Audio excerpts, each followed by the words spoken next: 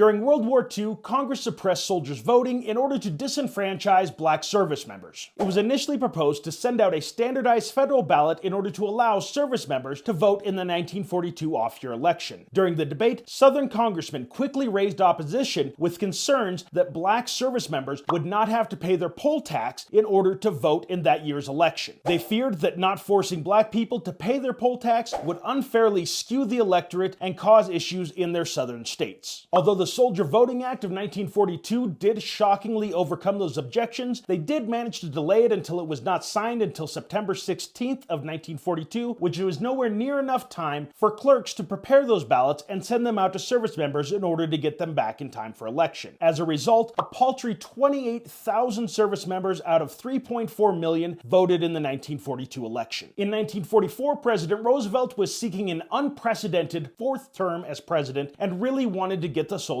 an opportunity to vote. As a compromise with Southern congressional leaders, it was instituted that service members would still have to pay their poll tax, and states could choose whether to opt into or out of the new federal system. Only 20 states decided to opt into this balloting procedure. Those ballots would be prepared in an envelope like this one. This came from the clerk of court in Douglas, Wyoming, and was sent to a service member who was in the middle of their training. They all have this distinctive double red line right across the front of it, and right here in the upper corner, it says, "Free of postage including airmail," and then in parentheses, "war ballot." And that endorsement is actually quite interesting because I've never seen another soldier's free mail aside from these war ballots endorsed quite that way. So this envelope would go out with an envelope like this one right inside of it, where the soldier could mail back their absentee ballot to their home county. This one is addressed to a county in Connecticut and was mailed from Fort F.E. Warren Air Force Base in Cheyenne, Wyoming. These absentee ballots had that same double red bar design, as well as the same endorsement of soldier-free mail, including airmail, because it is a war ballot. Even with the requirement of the poll taxes and only 20 states participating, there were 3.4 million absentee ballots registered in the 1944 election, and Roosevelt won that election by 3.5 million votes. Although this is a significant number, it does mean that only 25% of service members voted in that election, as opposed to the 55% that were voting in the continental US. There's no way to determine exactly how these absentee ballots did impact the election because there's no way to break them down by electoral college counts. But no matter the result, anytime we give our service members an opportunity to vote in elections while they're serving our country, it's a good thing for democracy.